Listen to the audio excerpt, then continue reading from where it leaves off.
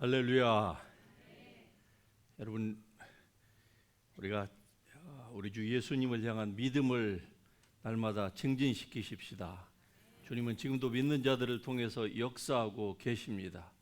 우리가 매 예배 시간마다 치유의 사례들을 우리가 보면서 한 가지 느끼는 것은 주님 앞에 믿음으로 나아오는 사람은 하나님이 고쳐 주시기를 기뻐하신다고 하는 사실입니다. 왜냐하면 2000년 전에 이미 예수 그리스도께서 십자가에서 모든 치유를 완성하셨기 때문입니다. 이제 그것을 자기의 것으로 삼느냐의 여부는 본인 자신의 믿음에 달려 있는 것입니다. 그러므로 질병이 더 이상 문제가 아니에요. 믿음이 문제인 것입니다. 여러분이 예배를 드릴 적마다 하나님 앞에서 이러한 믿음이 성장할 수 있기를 여러분이 그렇게 간절히 바라시기를 원합니다. 오늘 같이 나누실 하나님 말씀 마태복음 5장 38절에서 42절에 있는 말씀을 우리 같이 한 목소리로 같이 읽으십시다. 시작. 또 눈은 눈으로 이는 이로 갚으라 하였다는 것을 너희가 들었으나 나는 너희에게 이르노니 악한 자를 대적하지 말라.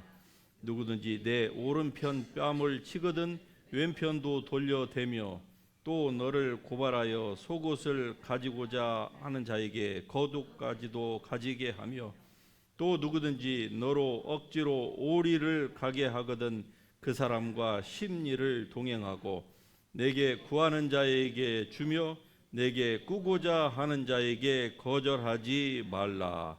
아멘. 우리가 마태복음을 지금 시리즈로 오늘은 그 18번째로 율법과 예수님, 율법과 예수님, 즉 율법이 정한 형벌과 그리고 예수님께서 우리에게 주신 새로운 율법에 대하여서 같이 이 본문을 중심으로 말씀을 나누기를 원합니다. 여러분, 하나님에게 성품이 있다고 하는 거 아시죠? 그런데 그 가운데서 가장 대표적인 거 두 가지를 꼽으라고 하면은 여러분은 무엇을 생각하시겠습니까? 첫 번째는 하나님은 사랑이시라, 사랑이 하나님이겠죠. 그 두 번째는요, 공의에, 사랑과 함께는 늘 공의가 따라오게 마련인데, 율법은 즉 모세를 통하여서 하나님께서 우리에게 주신 구약의 율법은 바로 공의의 하나님의 그 성품을 아주 적나라하게 우리에게 보여주고 있는 것입니다. 그러면은 이 구약의 율법에서 말하는 원칙은 무엇이냐? 그것은 바로 모든 죄에는 그 대가가 반드시 있다는 겁니다. 여기에는 예외가 있을 수가 없는 거예요. 모든 죄에는 반드시 대가가 있는데 그 대가를 한마디로 얘기하면은 죄의 싹은 사망이라는 겁니다. 사망은 그냥 단순히 사람이 살다가 죽으면 그냥 끝이다. 그 사망을 지금 얘기하는 것이 아닙니다. 사망은 반드시 지옥의 형벌이 따른다는 거예요. 그러면 하나님께서 인간을 만드실 때에 인간이 지옥 갈 것까지 하나님께서 만들어 놓으셨다고 사람들은 그렇게 생각을 하지만은, 그러나 그것은 하나님의 성품을 오해한 데서 생기는 겁니다. 하나님은 인간을 위해서 지옥을 만드신 적이 없어요. 만일에 그렇다고 하면은 하나님은 진짜 사람에게 병 주고 약 주는 이러한 아주 괴팍한 신, 사람들이 절대로 그분을 미리 알 수 없는 이러한 신이겠지요. 하나님은 마귀와 그 따르는 사자들을 위하여서 하나님께서 이 지옥을 만들어 놓으셨는데, 사람이 하나님을, 자기의 창조주인 하나님을 따르지 아니하고 바로 이 마귀를 따름으로 말미암아 마귀가 가야 될 곳을 위하여서 예비해 놓은 그곳으로 인간이 스스로 들어간다고 하는 사실이지요. 1970년대에 대한민국의 그 대표적인 저항 시인 중에 한 사람이 바로 김지아라고 하는 시인이 있습니다. 그가 뭐 여러 가지 아주 주옥과 같은 시들을 많이 썼죠. 그는 반체제, 반독재 체제에 저항하는 저항 시인이었어요. 처음에는 그랬다가 나중에는 그가 감옥에 가서 이 오랫동안 감옥 생활을 하는 가운데서 그가 좌파에서 우파로 돌아선 사람입니다. 그는 생명의 존중함을 감옥에 가서 느낀 거예요. 그 감옥에 있을 때에 그 좌파 사상, 즉 지금으로 말하자면 종북 주사파의 이 교육을 받고 난파되고 또 세뇌됐던 그 학생이나 좌파 운동가들이 김지아 시인에게 가가지고 말하기를 당신은 좀 죽어줘라 이렇게 자꾸 권유를 받은 거예요.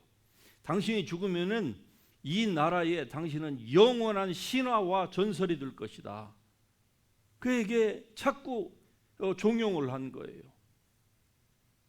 당신은 이렇게 여기서 있다가 그냥 말면은 살만은 얼마나 살겠느냐. 사람이 멋지게 당신 같은 사람이 이 대표적인 이 좌익의 이 저항 시인이 죽으면은 당신은 정말로 불멸의 존재가 될 것이다. 그가 감옥에서 그런 그 압박을 같은 동료 교수들로부터 그리고 자기를 알지도 못하는데 면회를 왔던 수많은 좌파의 젊은이들, 좌파의 그 인사들로부터 자꾸 당신이 좀 죽어달라, 영웅답게 죽어달라, 즉 자살하라는 것이죠. 그 말을 들으면서 그가 생명의 존중을 느꼈다고 그가 이 자기 자서전에서 시인하고 있는 것을 읽어본 적이 있습니다. 여러분, 모든 생명은 하나님께로부터 주어진 것입니다. 이 김지아가 얘기하기를 사람이 자기의 생명을 끊는 것은 다른 사람의 생명을 해하는 것과 동일하다 그랬어요. 그런데 저는 여기에서 한 걸음 더 나가서 사람이 자기의 생명을 끊는 것은 오히려 다른 사람의 생명을 끊는 것보다 더 심각한 죄에 이를 수밖에 없는 것입니다. 왜냐하면은 전자는 회개할 기회라도 있지만은 후자 자기의 생명을 스스로 끊는 데에는 더 이상 반전의 기회, 회개할 기회가 주어지지 않는 거예요. 왜냐하면 심각한 죄이기 때문에 그런 것입니다. 모든 죄의 싹은 사망인 것입니다. 죄는 이토록 무서운 것이에요. 그러는데 우리가 진리를 알지 못하면은 죄가 마치 이 한 시인에게 와서 자꾸 죽으라고 노무현 대통령이라고 하는 사람이 자살로 간 것도 이 김지아 시인과 같은 그러한 그 무언의 또는 유언의 압박을 받아가지고 결국 그가 죽었던 거예요. 그는 살아있을 동안에 대통령만 됐지 대한민국 사람이 누가 노무현을 위대한 사람이라고 했습니까? 그런데 그가 자살로 생을 마감하게 되자 좌파들이 살아있을 때에는 그가 궁지에 몰리자 심지어는 문재인같이 그 옆에서 충성을 다하겠다고 온갖 혜택을 다 받았던 사람도 정작 노무현이 코너에 몰렸을 때에는 그 버스를 타고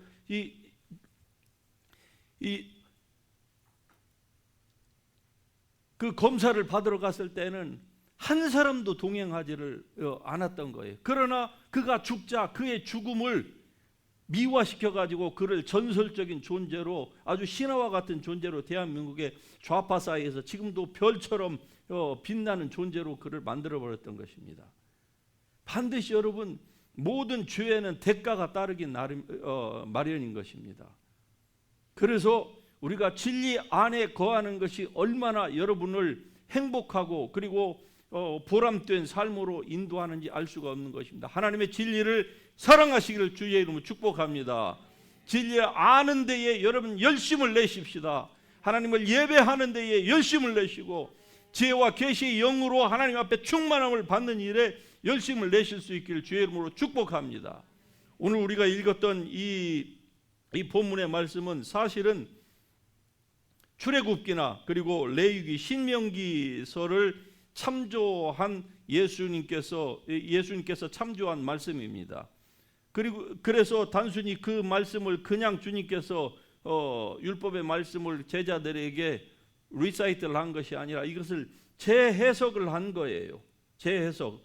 출애굽기 21장에 보면은 생명은 생명으로, 눈은 눈으로, 이는 이로, 손은 손으로, 발은 발로, 그리고 대인 것은 대인 것으로, 상하게 하는 것은 상함으로, 때린 것은 때림으로 갚을지니라. 이런 일을 행하는 데 있어서 내 눈이 상대방을 긍휼히 보지 말라. 생명은 생명으로 반드시 갚아야 된다. 무슨 말입니까? 이 원칙은요, 자기에게 해를 끼친 사람뿐만이 아니라 자기가 다른 사람에게 해를 끼쳤을 때에도 동일하게 다른 사람을 눈은 눈으로, 눈을 상하게 했으면 자기가 그 눈을 빼야 된다는 것이죠. 얼마나 우리가 읽기는 쉽지만은 이것이 적용될 때는 얼마나 이게 무서운 말씀입니까?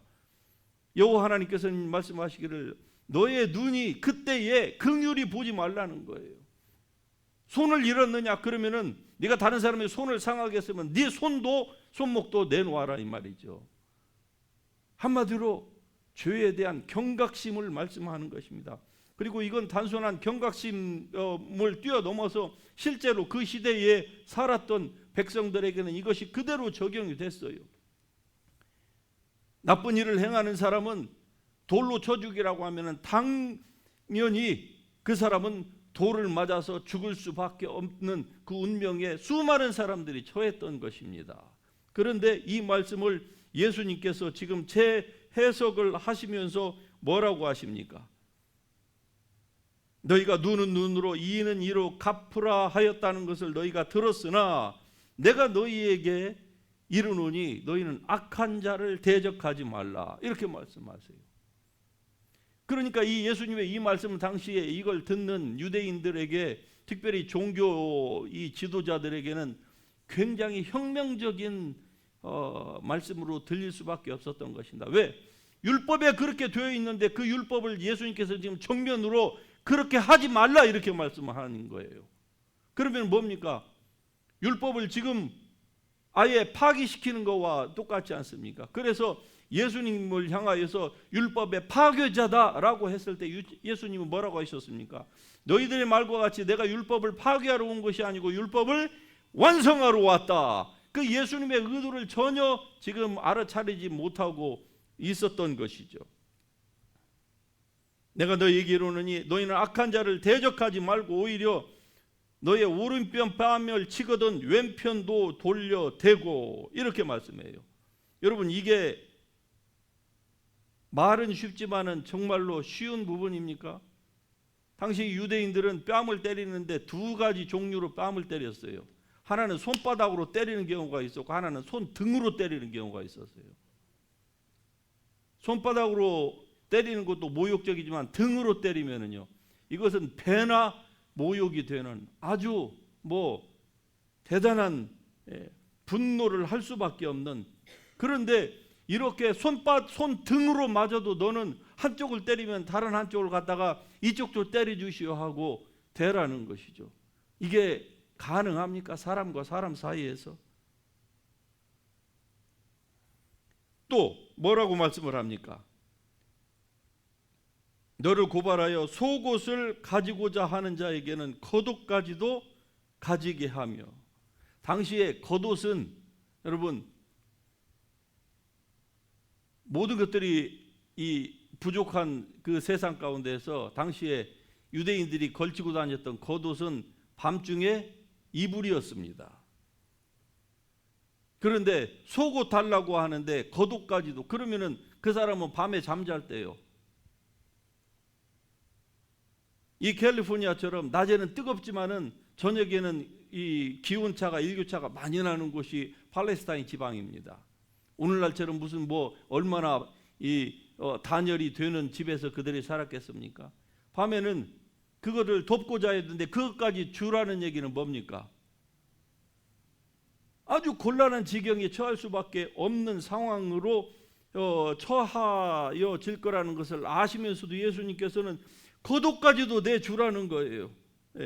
또 너로 억지로 오리를 가게 하던 그 사람과 십리를 동행하고, 페르시아 시대부터 시작해서 로마 시대까지 그 민간인을 강제로 강제 노역을 시키는 그 법이 당시에 로마에 있었습니다. 그래서 특별히 군인들이 행진을 할 때, 나라가 무슨 일을 할 때에, 옛날 우리 한국에서처럼 한참 새마을 운동 때에 강제 동원이 있었지요. 그때에 안 나갈 수가 없는 상황이 아니었습니까? 그런데 그 정도가 아니에요. 군인들이 가다가 무거우면 군인들 짐을 아무나 가서 보는 사람마다 잡아가지고 힘을 쓸 수만 있으면은 이걸 지고 강제로 오리, 영어로는 원마일이라고 그렇게 되어 있는데 거의 맞지요. 2000m니까 1.6km. 오리는 최소한 짐을 짊어지고 가도록 이런 그 강제 조항이 있었어요. 그러는데 그때에 너희가 그렇게 착취를 당하면 오리만 가는 것이 아니라 원마일이 아니라 투마일도 너희가 가져와라.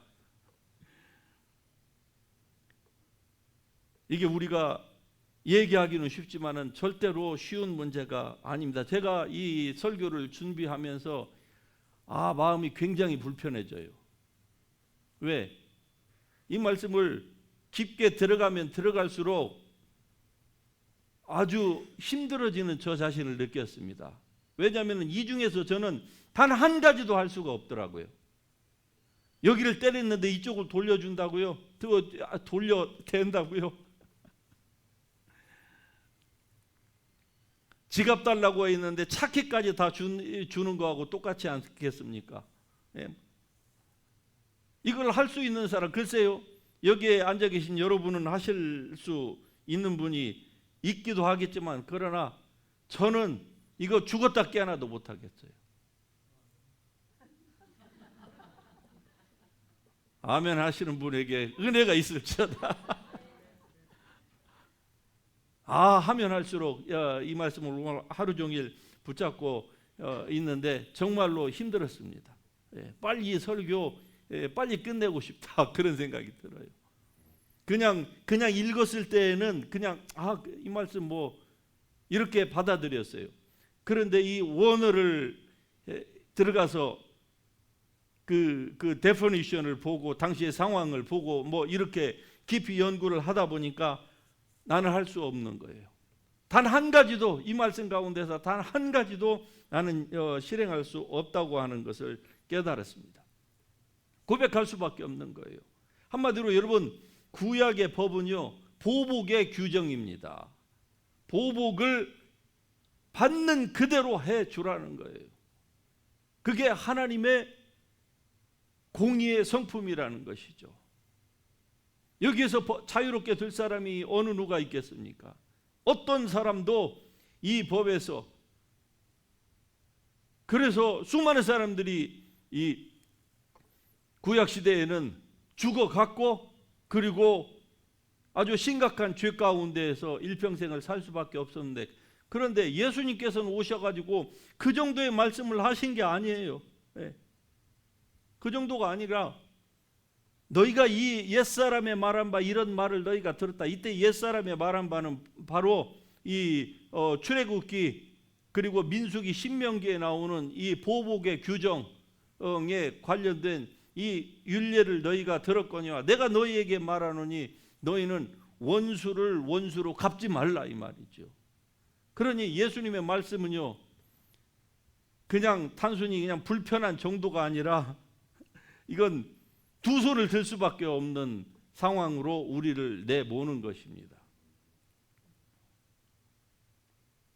그렇다고 할지라도 여러분, 여기에서 예수님께서 말씀하시기를 너희를 반대하는 자를, 너희의 대적을 대적지 말라라고 하는 이 말씀에 대해서 우리가 오해를 해서는 안 될 줄로 압니다. 무슨 말씀인가 하니, 이러한 원리가 정당한 자기 방어나 또는 이 성경적인 원리에 기초한 자유롭고 그리고 평등한 사회 보존을 위한 이 전쟁이나 또 저항 자체를 하지 말라고 하는 그 말씀은 아니라 이 말입니다.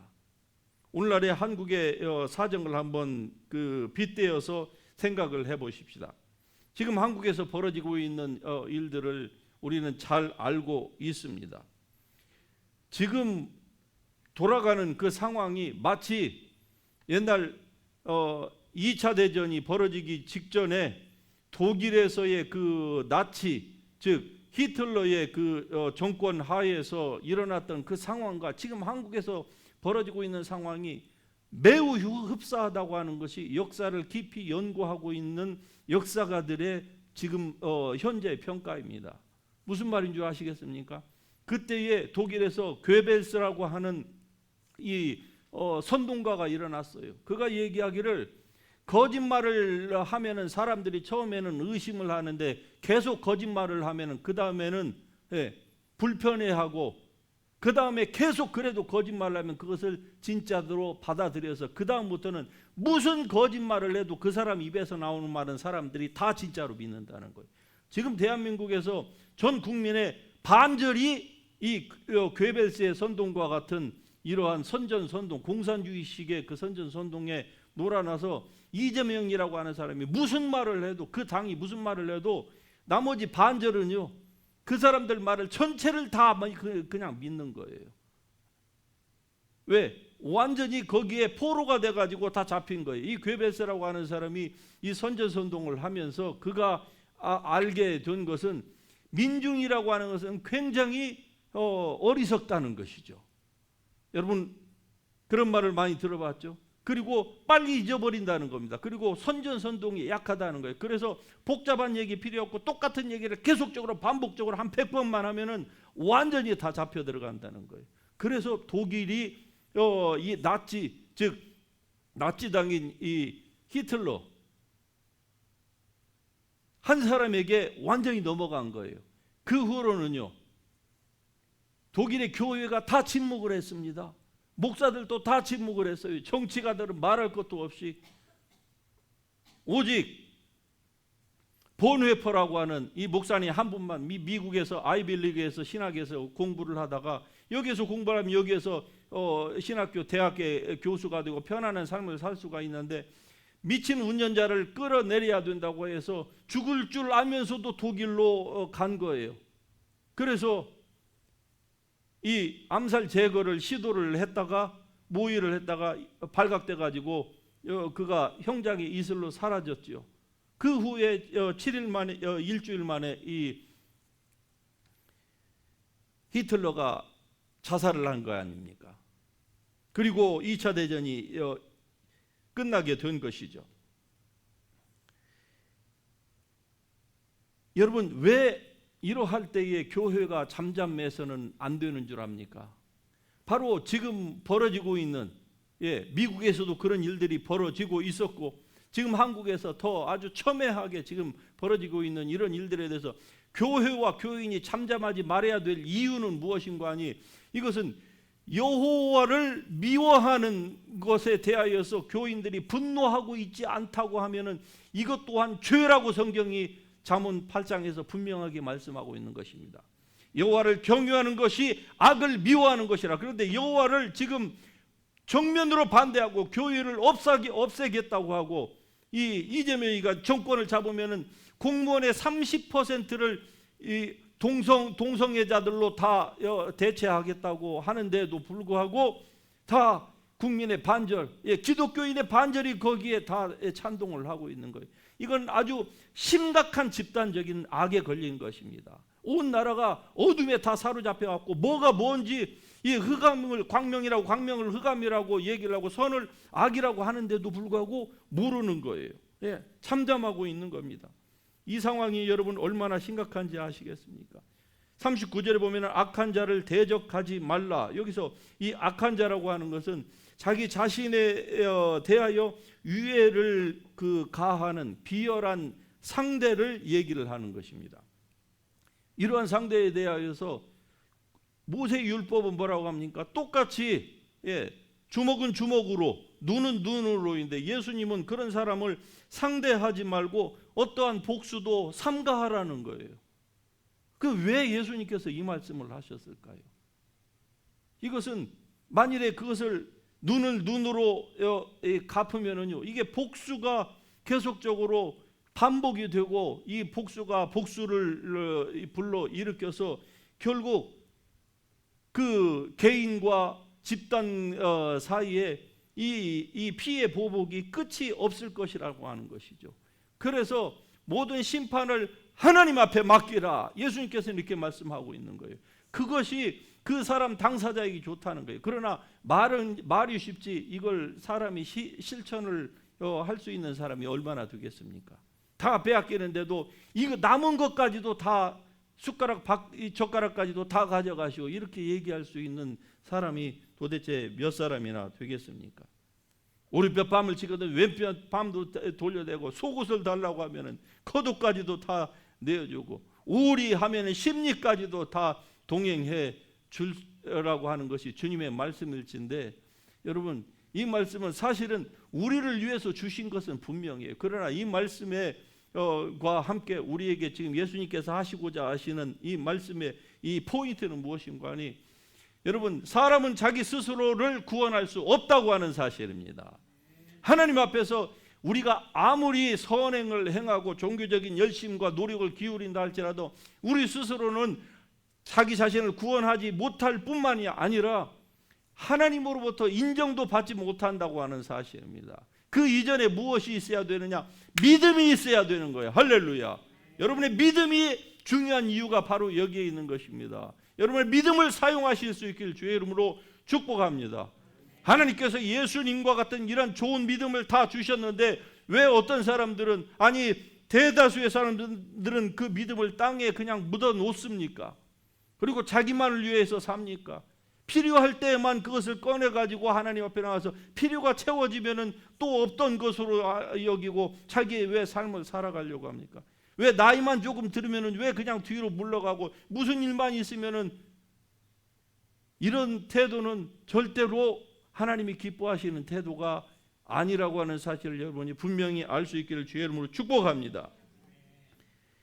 결론적으로 여러분, 이 모세를 통한 율법, 그리고 예수 그리스도를 통한 이 우리를 자유롭게 하는 이 율법을 주신 것은 바로 하나님의 공의의 성품과 그리고 하나님의 사랑의 성품 두 가지를 지금 대조해서 우리에게 보여주고 있는 거예요. 공의의 성품은 죄에 대해서 전혀 자비가 없는 거예요. 그러나 너희가 이러한 옛 계명을 들었지만 내가 너희에게 다시 말하노니 하시면서 예수님께서 율법을 재해석해서 우리에게 주신 것은요, 하나님의 사랑의 성품을 우리에게 지금 보여주고 있는 것입니다. 그러니까 구약과 신약은요, 하나님의 공의와 하나님의 사랑이 공존하고 있는 거예요. 하나님의 가장 중요한 성품 두 가지를 말씀을 하시면서 결국은 이 말씀을 듣는 우리로 하여금 하나님의 사랑의 성품을 가지라는 겁니다. 할렐루야. 그러나 구약의 율법에 대해서 이렇게 심각하게 우리에게 남겨주고 있는 이유는 무엇입니까? 죄는 경계하라는 거예요. 왜? 죄는 무섭기 때문에 그렇습니다. 죄는 우리가 피해야만 하는 겁니다. 죄를 가까이 하고서 여러분, 장사가 견뎌낼 수 있는 장사가 아무도 없습니다. 하나님을 가까이 하지 않고도 믿음을 유지할 수 있는 그런 장사가 있습니까? 어떤 사람도 예배를 가까이 하지 않고 하나님을 가까이 하지 않고 하나님의 말씀을 등한히 하면서 적당한 믿음 생활, 하나님과 적당한 간격을 가지고서 신앙생활을 하면서 믿음이 성장할 수 있는 사람이 있습니까?